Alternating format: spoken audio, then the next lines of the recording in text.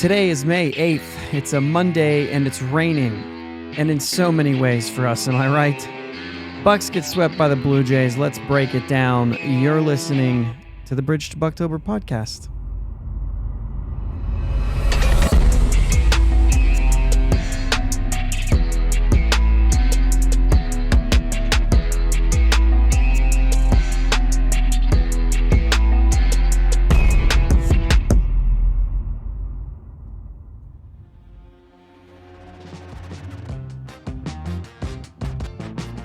Yes, guys. Thank you for listening to Bridge to Buctober podcast, where we talk all about them Pittsburgh Pirates and that. My name is Josh, and I am, again, not joined by Jake.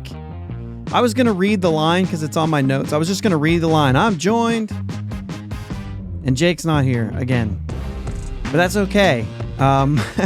Actually tried to get some other people on today to take Jake's spot, and this just wasn't the week to do it. Just wasn't going to happen. So, we're all good. We're all good here. For those of you on YouTube, I got a light back here that's not working all the time. It's just going to go out and it's going to be like really, really dark. That's fine. I like it. Give it a little bit of a mood for everything that we've had to watch this week. Pirates get swept again. Blue Jays come into town. We make it back home. It's time to kind of turn this thing around and kind of right the ship from what happened in Tampa Bay.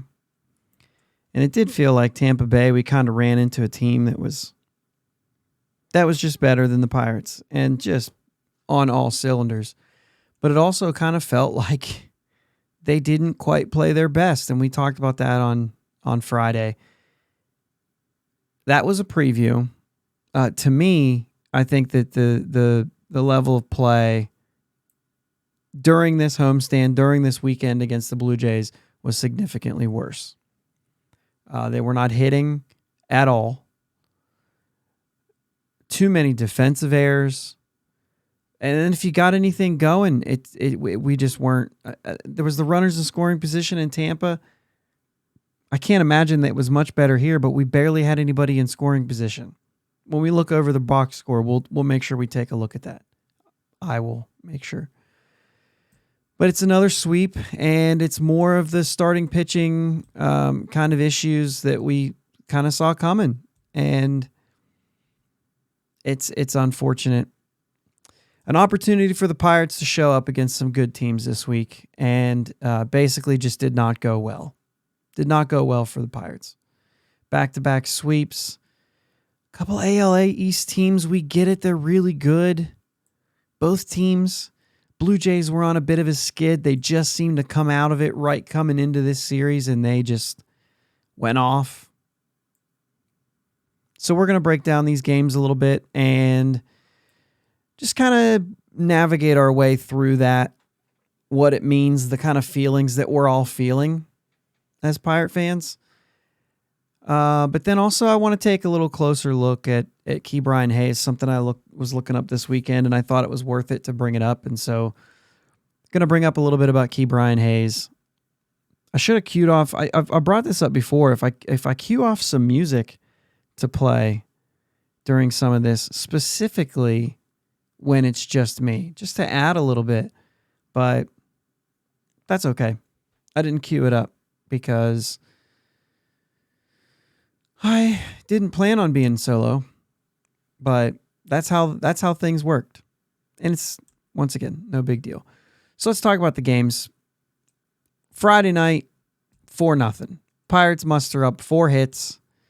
Rich Hill does his kind of typical 5 1/3, 4 runs. I'm not really I think we've talked about this before where that's kind of what you would expect almost. He's just going to give up.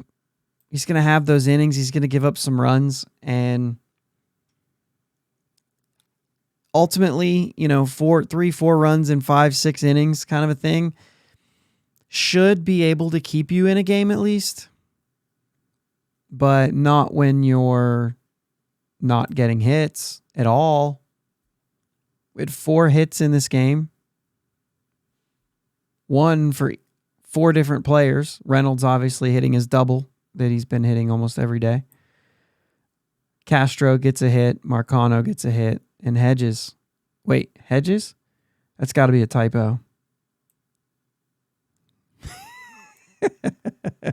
Hedges gets a hit on Friday night. We're not getting into Hedges. I mean, other than the fact that we're going to just, generally talk about it. Anyway, Rich Hill goes 5 1/3, 4 runs, 5 strikeouts. It's just really a mixed bag of what you get from him. And it was more of that. Moretta comes in, inning and 2/3, 3 strikeouts, kind of, wildly effective again. And then Chase DeYoung comes in, and gosh, we're going to talk about him a couple times, but he gets out of his inning, but 2 walks, no strikeouts, still doesn't look anything. He looks a little bit like what we saw last year. We fought with this over the offseason talking about, he was very good. And then we said some of the numbers don't look like he was very good, but obviously in the end, the ERA was anyway. And Bednar threw a clean inning on Friday. 4-0. That game is not it's not a blowout. It just felt a little bit like it because of the fact that, Kutch is out of the lineup. I think does Bay exit that? Is that the game he exits early? I believe so. That kind of felt a little bit, mixed feelings on Bay, I think, for a lot of people right now. But at the same time, it's just the fact that somebody else goes down with some sort of injury at the same time. But also, I even had you didn't have the errors in this game. So, by the way, I just said we were going to look at him. 0 for 2 with runners in scoring position. You got 2 opportunities. 2 opportunities with runners in scoring position. 0 for 2. Of course, that was probably after the Brian Reynolds double, right? That might have been it. I don't actually recall. So the defense isn't the bad thing. It's the hitting here until we get to Saturday. And Saturday is when it really felt like, here we go. We could have taken that loss with Rich Hill on the mound and the way that it went. You would have liked to see a little more fight out of the offense, but you kind of get that sometimes. But you go into Saturday. I mean, other than the Sawinski homer, you did drive in 1 other run. That one looks a little bit more normal. Hedges 0 for 3, 2 strikeouts. But you had your Reynolds double. He scores. Connor Joe knocks him in. And then Sawinski ends up with the homer later. Only 2 runs they muster up in the whole game. However, Oviedo gives up 4 in the first, 3 more in the third before he's kind of just grinds through 5 innings. It's really just the first and the third inning, but just had to grind. The league appears to be adjusting to him. And maybe I'm wrong on this. This is the way I'm seeing it right now. And I'm sure that there's more to it, but I think we always knew that the fastball is not accurate. He's still getting that. He's still developing that accuracy with the fastball. And so he's gone to other pitches early and worked his way to that fastball. That got him 3 strikeouts and 3 walks in this game. And really his last 3 starts have not been good. And I do have to find this. I did tweet this out yesterday.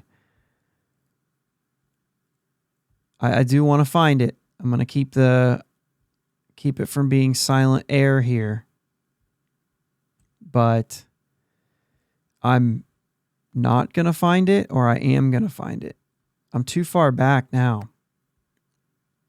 All right, let's see here. This was, what the heck was the date? Today's the 7th, so yesterday, this would have been the 6th.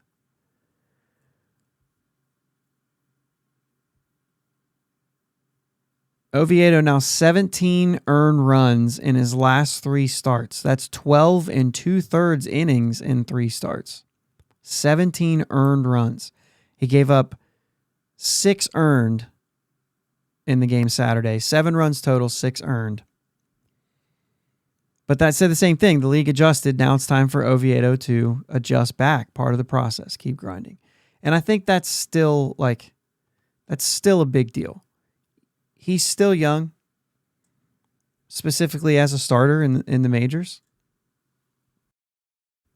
So he's going to adjust. He's going to have to bounce back from this at some point. You want him to work through it. We've seen how good he can be. We've all watched it. We've seen how good he can be. You want to give him the opportunity there. But this is going to be a grind for him a little bit. Cody Bolton gives up a run, walks 3 though, so he's shown a little bit of that. Yohan Ramirez, he does give up 2 hits and a walk, but he gets the 2 strikeouts in his 2 innings. And, I mean, kind of sneaky 2 ERA there for Yohan Ramirez. So he might be sticking around a little while. When you start talking about, Cody Bolton, maybe a guy who will be up and down a little bit. Obviously, Chase DeYoung, as we move our way into Sunday's game. Roanzi, 5 runs in 5 innings. A little bit of a different outing for him in the way that he looked super sharp. And so you want to say his last time out, we all said hey, the box score looks one way, but he looked really good. And I still believe that. He looked really good against the Rays. Against the Blue Jays today, it was a little bit of a here and there. He had a lot of really great pitches early in counts. It seemed like when he got to 2 strikes, he had trouble putting them away. He did get 4 strikeouts, but a couple of those, specifically in that 3rd inning, the pitch for the 3-run homer to Merrifield was a curveball. He got to 2 strikes on a good fastball, made him chase just above the zone. Great fastball. And then the next pitch throws a curveball, kind of middle, kind of bottom of the zone. And Merrifield fouled it off, and I thought, wow, got away with that one. And then he threw an even more hittable curveball right after that. Curveball slider, I'm not exactly sure. I thought it was a curveball, but I'm not thinking straight at this right now if it was. But it's just that was the thing. You got to have that put away, right? And if you don't have it, there's got to be one way. I think he had Brandon Belt at one point at a 1-2 count and ends up walking him. And the pitch for the second strike had Belt so off balance. And it was strange. He ends up walking him because he just didn't have that put away. Struck out Chapman on a curveball up and in, which looked like a great pitch until you saw where Delay was set up on the outer lower side of the plate, and he just missed it way up high. It worked out because I think Chapman thought it was the fastball up, and so he went early thinking it was the fastball. It kind of worked out for him there, but certainly not the put-away pitch, certainly not the pitch he was trying to throw.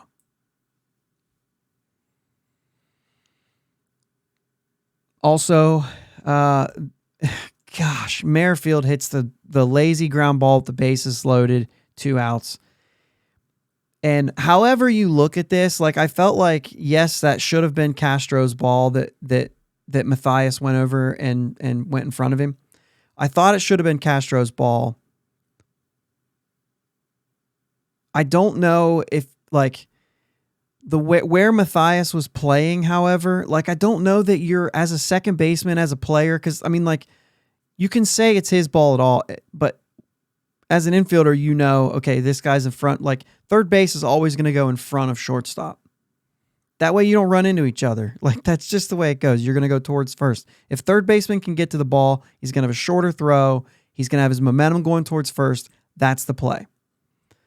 This kind of a dynamic is a little bit different because the second baseman is in front and going away, where the shortstop is behind and going towards. The problem is the ball has to continue to travel to Castro, even though his momentum is going to first and it's an easier throw. You would think, let that ball go through to Castro so he can field it and throw it. But when you watch the replay, Castro's going to be still he's not waiting for it. Think back in the first series with Cincinnati when Bay went across the infield and Cruz was sitting there waiting for the ball. It's not that scenario. Castro was still kind of moving. Now, obviously, we think that's a play that Castro can, or that a shortstop, let's start with a shortstop, is going to make most of the time. But Castro also made an error on this game, and it was a 7th error, and I believe 6 of them are at short. We know he's not the greatest shortstop. We know he's stepping in for Cruz.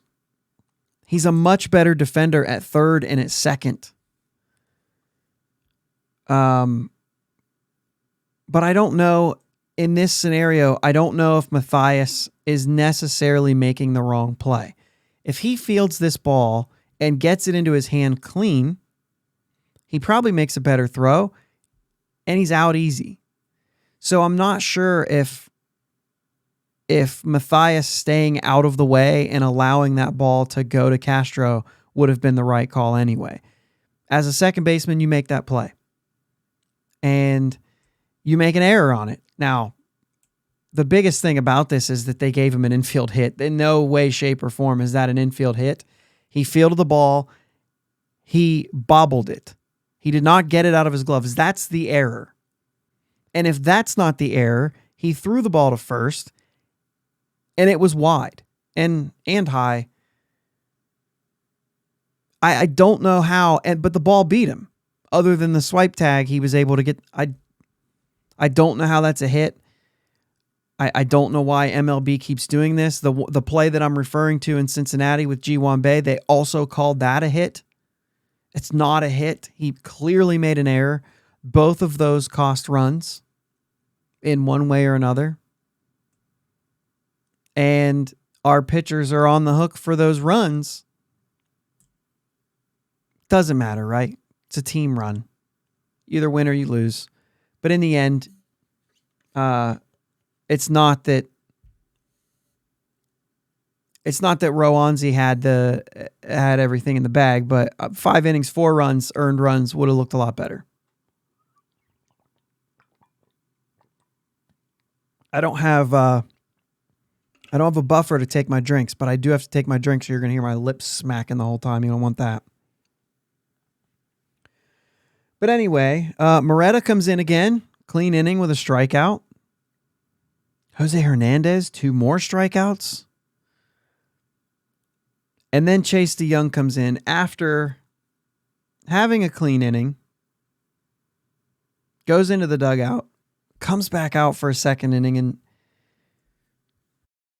maybe Chase DeYoung's the problem. Maybe it's the problem of bringing him back out after he'd already been in. But the Pirates have shown that, first off, he's one of the guys that can do that, but also that they're going to do that. They've conditioned their guys to do that. However, it backfired. He just doesn't look good. He just doesn't look good. His ERA is now at 10.61. This game was a 5-0 game from the 5th inning to the 8th inning. The Pirates get a run across. They're in a position to even tie the game. But if nothing else, they're in a position to tack on some runs there, and they don't come through. This game 1 for 8, by the way, with runners in scoring position. 1 for 4 on Saturday. I didn't say that. So 0 for 2, 1 for 4, 1 for 8. So a little bit more of the same, but I mean, really, it's a lot more in this one. I thought a lot of sloppy play on defense too. I thought a lot of sloppy play on defense in this game. I'm surprised of the errors that are like I said, this game should have had 2 errors. Matthias did not get credit for the error. Only 1 error the day before, but I felt like there was more than that. I thought there was more than that. Hayes gets 2 hits today, as they do get 8 hits in this game. Reynolds, however, goes hitless, which is interesting, just because I just said he hits a double every game. Andujar gets a hit. Matthias hits the one off the wall. Jason DeLay, 2 more hits, back up to 383 on a 2-for-4 day for him. I mean, all right, Jason DeLay. I mean, at some point, right? At some point, that you have to let DeLay play until this stops. When he can show that he's not hitting, then let's get Hedges back in the mix. Not in the mix, but getting the bulk of the starts, I guess. Because right now, we need offense, and Jason DeLay is hitting. I don't know how you argue that. We need to make that happen, at least until the hot streak's over. I get it. There was the comment that was made. I have it here. What was the comment that Derek Shelton made? Says that he likes him at backup, basically. It says, no, I like where he's at. He's done a really good job, but I think on the flip side of it, there's a lot Hedgie brings for us at the plate in terms of what he does. That's very vital to us. The fact that Hedgie is here, Jason has grown a ton on that side of the baseball, in terms of how he's doing, how he's running the game. Great indicator just watching the 9th inning last night with Bednar. The pitch mix there, that's growth. That's really important. So there's kind of a little bit of Shelton there saying that maybe DeLay's getting closer to that. But he really likes it, and I really like it. Sometimes there's guys that are clear backups that if they don't keep playing all the time and having success by not playing all the time, then they keep having success by not playing all the time. Sometimes you send a guy out there a lot and he gets overexposed and it's not the same. He gets overexposed, he starts to get in a rut, and then when he goes back to part-time, well, everybody's got the book on him already and he's done. I think this way you prolong that a little bit. You put him in matchups where he's in a good place to succeed, the lefty today. The thing about Hedges for me, I knew he couldn't hit. I knew it was going to be bad. But we kind of assumed there'd be a little bit of pop, and there has not been that. If he could just pop me 10 home runs, I don't know. Right now, the average is so low that I don't even know how you play enough to get 10 home runs with that average. I am on record recently, in saying that he's very important to what this pitching staff has been doing. I still believe that. But our offense was hitting. And I'm okay with that. If he can continue to be impactful with our starting pitchers and the rest of our offense can continue scoring 4+ runs a game, on average, then I'm okay with that. And I've had the conversation. It's like having a pitcher there. I get it. It really is. Right now, the way he's hitting right now, even though I think that he has the potential to do more things, like I said, he's good at the fundamental stuff. He has bunted a few times and it's been good. Situational hitting where he's going to a certain side, but way too much swing and miss for me to even consider the situational hitting a positive. Not bunting. I'll give you that, but like how much is bunting doing? How much is bunting really making a difference? I love it when it's there, but like we're not doing that. It's not like, yeah, but man, the dude can bunt. Like, you know what I'm saying? Like I love a bunt. I love strategic baseball, I don't think that's not something that's something that you add on to your skill set. It's like, and he can bunt, which is really good and important for situations. Yeah. That's how you can say it. You can't be like, yeah, he can't hit, but he can bunt. No, that doesn't play. But when you say he can also hit 10 to 12 homers in a year, okay. I mean, there's at least that shot that it happens. And maybe there's 3-4 games throughout the course of a year that he has the impactful home run. That could make a difference if you're still doing what you're doing with the pitching staff, and if the rest of the offense can carry the fact that you're just going to be every once in a while chipping in. And to me, that's got to be the way that it happens. And the offense was doing fine, and the pitching was doing great.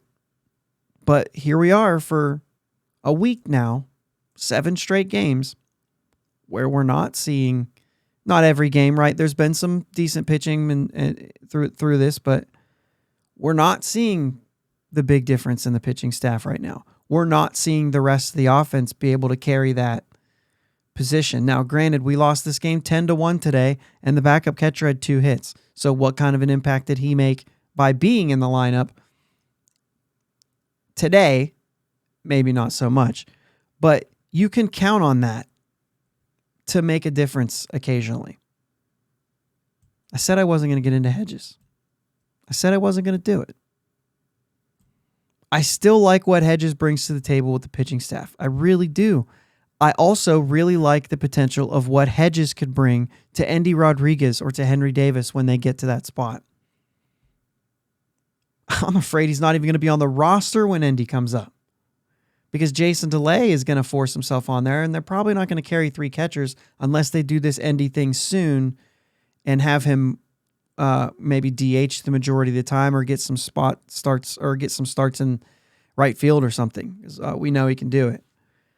I don't know. I'm not going to speculate that sort of thing right now. So where does that leave us? I mean, 7 straight losses.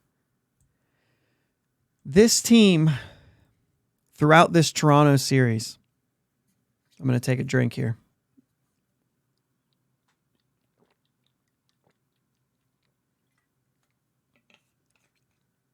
This team looked to be hanging their heads all week, but specifically the weekend. A lot of us have taken notice early in the year with the winning streaks and the way that they did it, and the different ways that they went through some games, that there's a lot of fight in this team. And so we claimed it. We claimed fight. We started seeing the success. We knew that there was going to be struggles like what we're seeing right now, but because of the fight we saw, we said, man, I just kept telling myself, like, I don't know. Could this team actually figure more out than what we thought because of that fight? And the leadership plays a big role in that. And here we are. This Blue Jays series, I saw none of that. I saw a team hanging their head. I mean, they looked like they'd already lost 7 straight coming into that series. And it's like you just got swept by the hottest team in baseball.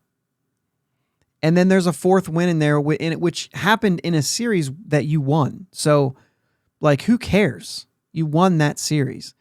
You just kind of tacked that on to the streak is all you did. And they just looked, I don't want to say lifeless, but like they looked bummed. They were down in the dumps. Okay, so Kutch is out of the lineup for a little while because he can't play, right? Not because he was getting a day off, but because he was scratched. That can't be what makes you hang your head. Oh, and then Velasquez goes down, so let's crap, now it's like, it wasn't even a panic. It was a, well, that was fun. It's no wonder that us as fans feel the same way. But like, not these guys haven't been on the Pirates, most of these guys. So why are you like us? We're the ones carrying this. The fans, we're the ones that say, I knew it couldn't last. But as the players, we expect you guys to be the ones to stay confident. I didn't see that. They've got to show that they can bounce back from losing some games. And they just didn't show that. Now, I'm not going to jump the gun and say that Connor Joe has definitely not figured something out, just like I've admitted that he has figured something out. I'm not going to, jump the gun and say that this rotation is back to earth when we don't really know if earth is actually somewhere in the middle of what we saw during the 18 quality starts and what we saw this week. I'm just not jumping the gun because I wasn't jumping the gun before, because you just don't do that. Like, you're going to go through hot streaks. It was surprising to us and a load of fun that we got to see like all of our starting pitchers go through a hot streak at the same time. However, I think that Keller is still looking fine. I mean, one earned run in his start, the defense was the problem in that game. He'll be going this week. We're hoping that he's got to be the stopper, right? We've talked about several different things that have happened throughout the course of this season and through some of his starts where he was given the ball to go a little extra and he was being treated like an ace. Be the stopper. That's what an ace does. Now, I also don't necessarily think that Keller's all the way there yet. I think he's being treated that way. He's being groomed that way. He's developing, looking like he could end up that way. This would be a step in the right direction for him. And for the Pirates, obviously. Obviously. But we've been hesitant to say this team will continue to be special all year. So I'm going to be hesitant to say that this team is just back to 100 losses. They stink. They're never going to win again. You're looking at a team that's in first place right now. Believe it or not, if you listen to this on Monday morning or before the game Monday night, this team is in first place. Still. Best time you could lose a bunch of games is when the rest of your division is also losing a bunch of games. Ultimately, it doesn't matter if you have the best record in the National League. It matters if you have the best record in the National League Central. And right now they do. So that's the thing. I talked about it a couple different times. I mean, this has been a theme that I've been talking about is when you go through your struggles, you're doing it from above ground. This team acted like they were doing they weren't above ground, like they were digging a hole. They haven't dug a hole yet. They're still 5 games over 500. If they turn this thing around and take 2 of 3 against Colorado, then all of a sudden you're like, all right, we're doing all right.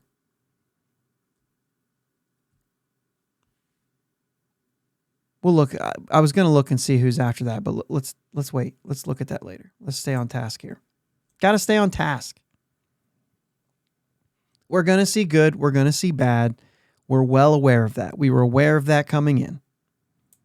But the fact that they're still in first place means that right now you have to at least entertain the idea that you're competing because that's what you're supposed to be doing.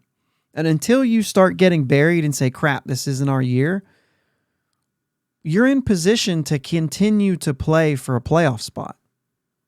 And I think as fans, that's not ridiculous for us to want them to do that. Even though we, in the back of our heads, know that they weren't supposed to be a playoff team this year. This isn't a postseason club. We knew that this was a step that way.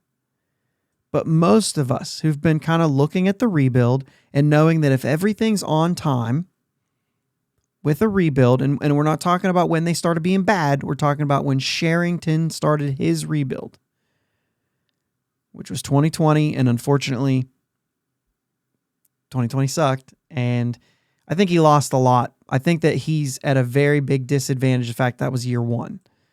However, he's had plenty of time since then.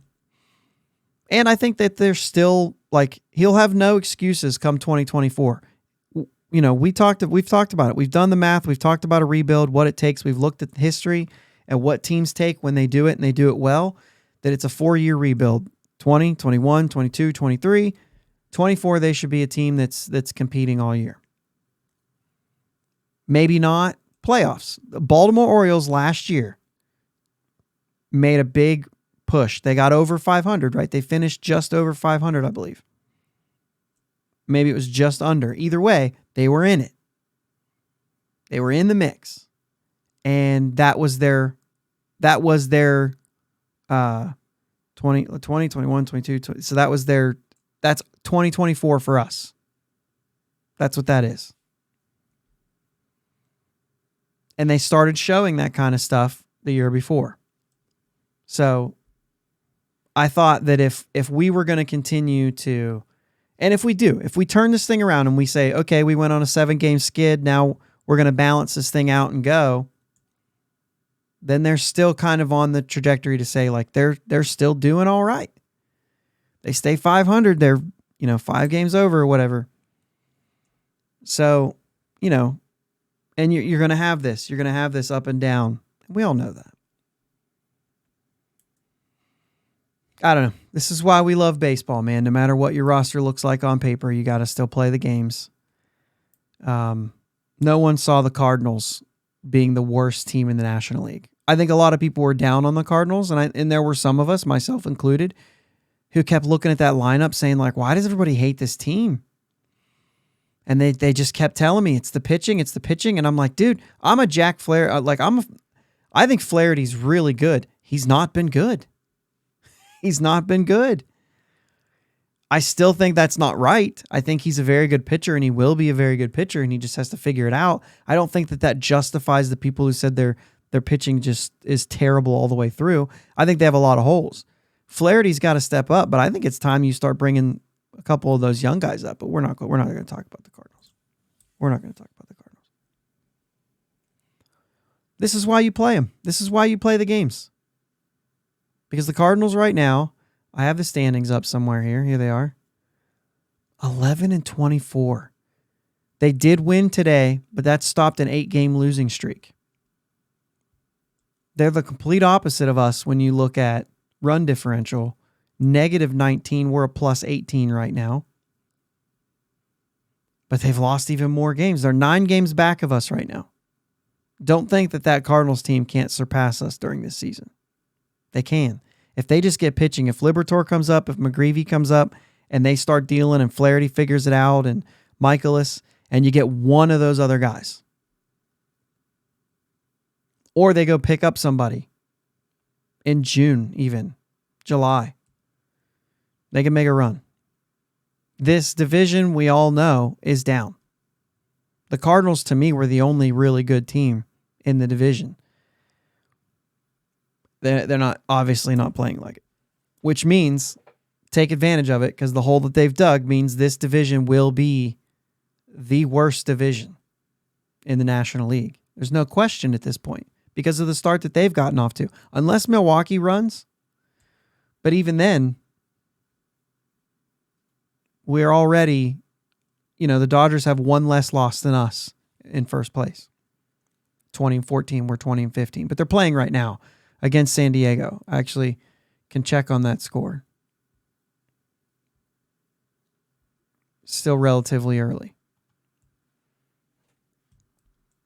Anyway. All right, let's get into Ke'Bryan Hayes. I told a couple people there's been some chatter about Ke'Bryan Hayes, and I told a couple people that I had some numbers that I looked up this week, and so I'm going to throw you some Ke'Bryan Hayes numbers, and we're going to kind of entertain this. What's going on with Key kind of stems from this comment that I don't have in my notes, but I've got it. Don't you worry about that. I've got it. I was looking some stuff up about Key Bryan and kind of paying attention to what, and he kind of got that, he got the day off after or whatever. But I just kept thinking, like, man, this guy is so unlucky, and I wondered if that was so true. And I was actually watching Thursday, right after we recorded our Friday show. I was watching the fan forum, and I'd already started this work on the Key stuff, but I was saving this for Sunday. And somebody, Pittsburgh Sports All the Time, puts in the chat, Key Bryan Hayes might be the only baseball player I've ever seen who hits the ball too hard nearly every time. And I was like, man, that fits right along with what I'm, trying to find out if that's actually true. Because I know that's the way I feel. And with our conversations on Twitter with a lot of you guys, it's the same. We're all kind of saying, if he could just hit it easier. The other option is launch angle, and you talk about this, which always surprises me. When I was in high school, we used to play this game where you'd get in the cage or on the field, depending on where you were at in the season. But you'd get in, you'd get your at bat for BP, and the game was called No Pop, No Pull. And this was a game to teach you to be disciplined on going the opposite way, everything to the right of second base, and not hitting it in the air. Because that's what they taught. Because fly balls are easier to play, and line drives and ground balls get through. Hit them hard, but go the other way. So that when you're pitched that way, you can just go with it and you're not just rolling over with easy stuff. Whatever. Get the whole bag. Everybody can pull the ball. Right? I feel like that's what, I don't know. Now it's like, when you talk about Key Bryan Hayes, if he could just hit pop-ups to the pull side, you know what I mean? Like, that's what it feels like. I understand there's a difference between a fly ball and a pop-up, but that's what it feels like. Like, don't hit fly balls, and yet we're saying Key Bryan needs to hit more fly balls. Here's why that makes sense. Because Key Bryan hits the ball so hard that if he did lift the ball, they would start going over the fence. I think that's the difference between Key Bryan and a lot of high school hitters and why they're teaching that type of discipline. I don't mind Key Bryan Hayes not being a home run hitter. And I think that's the one thing that we get mixed up in. Saying, oh, he's an elite defender, but if he can't hit. Well, no, he can hit. This isn't going to last. What he's doing right now is fine. It's just not working. So let's take a look at it. He's coming into today, 234, 289, 355. 77 OPS plus, 75 weighted runs created plus, depending on which one you like better. After today, though, I have the 242, 300 on base, 359 slugging with an 80 weighted runs created plus. So he's still a below average hitter. So that's it. He's a below average hitter. He stinks. That's not it. Check these numbers out here. Currently ranks 13th in batted balls 95 and higher, which is what they consider a hard hit. So anytime that you've said like, oh, he hit that ball really hard, they have a statistic for that. It's called 95 miles per hour and higher. It is a legitimate thing for you to say he smoked that ball if it's 95 miles per hour off the bat. They've already qualified that. That is a hard hit with capital H's. So when you say, oh, he hit that ball 95, that's not 104, so he didn't crush it. No. They've already determined that is crushing it. I've seen balls come off at 90 where I was like, oh, he had a nice hard line drive. It just doesn't qualify as a hard hit until it hits that 95. Once you've hit 95, you're in that upper echelon. That's a very hard hit ball worth talking about. So we're talking about, throughout this whole thing, we're talking about 95 and higher. 108 batted balls. What is this? Out of 108 batted balls, 51 of them were 95 and higher. That's 47.1%. Now, that was 2 more today of his 4. So you can do that math in your head, but it gets a little bit closer to 50%. At the time, this is all going into Sunday because StatCast isn't going to update right away, but that's 77th percentile in baseball. So he's up in the top 25% of guys hitting the ball 95, hard hits, hitting the ball hard. Average exit velocity is 92.6, which is in the 92nd percentile. Now you're talking the top 8% of hitters in baseball on the average exit velocity. He's hitting the ball hard. Even when it's not that 95, that hard hit range. Even today, all 4 of his hits today, he was 2 for 4, all 4 of them 91 or higher. And he was actually below 95, he was 1 for 2, and above 95, he was 1 for 2. Hardest hit ball of the day was an out. 104. He has 7 barrels this season so far. And that is, I don't know if any of those today were, that is a batted ball with, this is what they've defined it as, a batted ball with the perfect combination of exit velocity and launch angle. That's what they do. That's 38th percentile. So 7 barrels, not quite. Why is that? Well, because we've already talked about that. He doesn't lift the ball enough. So he's got a lot of ground balls that are hit that hard. Well, those launch angles are not. They're either very low or even negative, which would be like a ground ball that goes straight into the ground. In those 7, he's 2 for 7 with a homer and a double. That's a 286 average. The expected batting average of those hits is 641. He's 355 points below the expected batting average of those 7 swings. Take away the homer, because that's not a batted. When you look at batting average on balls in play, that eliminates the home runs because it's not actually in play. And he's 1 for 6, which is a 167 batting average on balls in play. On barrels, on the perfect, it's, if you play MLB The Show, that's a perfect swing, and you're hitting 167. Small sample. It's only 7 hits, 6 hits. All 7 of these are from 99.3 to 108.2 and 19 degrees and 36 degrees, nothing shorter than 339 feet. So I don't know what the actual conditions of those are, but it's at least 19, and it's at least as high as 36. Could be give or take some of those, but you're also talking about 99 to 108. This isn't, So I looked it up just to see, less so. Any of his batted balls that are under 95 coming into Sunday, 53 of them, 51 are over 95, 53 are under. It's ridiculous. He has an expected batting average of 231 on those, and he has a 226. So that's very close.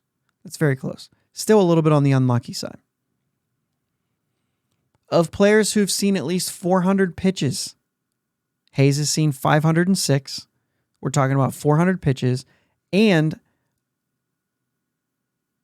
of their hard hits, so we're just talking about hard hits again, 95 and above. Qualifying is 176 players. 176 players have at least a hard hit who've seen at least 400 pitches.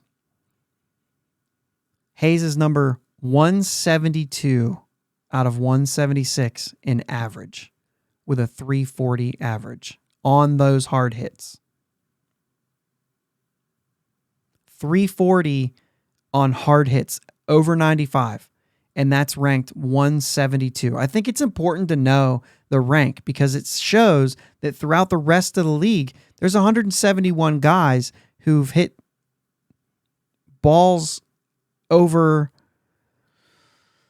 over 95, they're all doing better than that. So that tells you that you're supposed to do better than that. He's ranked 170 in batting average minus expected batting average. It is negative 121. So he's 121 points below where he's supposed to be on those, which puts him at 461 is his expected batting average for that. A little comp on our team. Connor Joe's number 10 with an average 117 higher than his expected batting average. He's also number 22 in average on the list. Connor Joe on balls hit over 95 is hitting 606. Compare that with Key Bryan hitting 340. Number 51 in average exit velocity of those hard hits, right? 102.7 miles per hour. And number 159, and this is where we're at. Number 159 in average launch angle, 6.6. A lot of ground balls. Only 2 of the 17 players below him on the list of average launch angle, only 2 of the 17 players below him has a lower batting average than him. There's only 2. So that means even with that launch angle of 6.6 or lower, you do better than 340 because those hard ground balls usually find their way to the outfield. A comparable player to Key Bryan right now is George Springer, who we've seen in the last few days. 1 for 5 Friday night, 3 hard hits, a ground out, a line out, and a home run. 1 for 4 Saturday night with 3 hard hits. The fourth at bat was 93. So really could have, it was close. He had a single, a double play, and a ground out in those hard hits. And he's having a lot of the same type of luck. He's hitting 316 on hard hits with an expected batting average of 495. That's 179 below. Remember, Hayes was 121. And Springer's hitting 211, 276, and 308. 64 OPS plus. So your weighted, I didn't look up weighted runs created plus for him, but it's around the same number. They're very close to each other in most cases. So, George Springer, you're talking about a guy who's even more unlucky than Key Bryan Hayes, but you saw how he impacted the games. What did he do Sunday? It'd be nice to see him kind of making a turn there. Nope, 1 for 5. 1 for 5 in that game. But if I look him up, let's see. 2 of them were hard hits. One of them was 89.2. And he was 1 for 5. The single was the hardest one he hit, but it was a ground ball with a launch angle of -6. It's a ground ball through the infield. Expected batting average 430 on a ground ball, hit 108.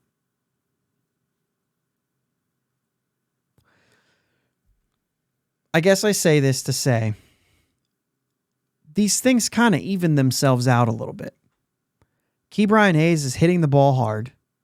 His launch angle, while it is less so, is still not like a major problem. Like I said, there are 17 players below him in launch angle, but with a lower average launch angle, and basically 15 of them have a higher batting average on those hits than he does on his. So take this how you will, say what you want, but Key Bryan Hayes, in my opinion, when I look this stuff up, he's going to be fine. This is going to average out. This doesn't league average, I think right now for batting average on balls in play, which we talked about for him on these balls on the barrels was 176. In general, coming into today, Hayes had a batting average on balls in play. I'm going to find this statistic of 262. And league average right now is 292. So he's just below there. Hitting probably better than he has. Strikeout percentages have been right around 21, 22% for his career. They're at 12% right now. 12%. It's ridiculous. His K rate is in the 93rd percentile. His whiff rate is in the 95th. Max exit velocity 90th. Average 92nd. Hard hit rate 77th. Expected slugging 67. Expected batting average 87th percentile. 87th percentile in expected batting average, and he's doing what he's doing. Now we know the barrels are low because of the launch angle. Chase rate 55th percentile, better than average. I love that they say arm strength 25th percentile because like most of the time he's just not throwing it that hard. Outs above average. We know the defense. He's not striking out. He's just not. Where's the numbers we said? 12.6. He's in the top 7% of the league.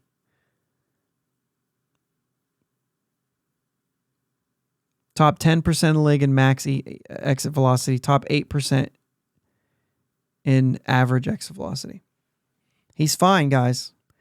It's just he's very unlucky. That's actually what it is. And, you know, we've had the conversations. You know, I had a short Twitter conversation with somebody today who just said, if he could just give us league average offense.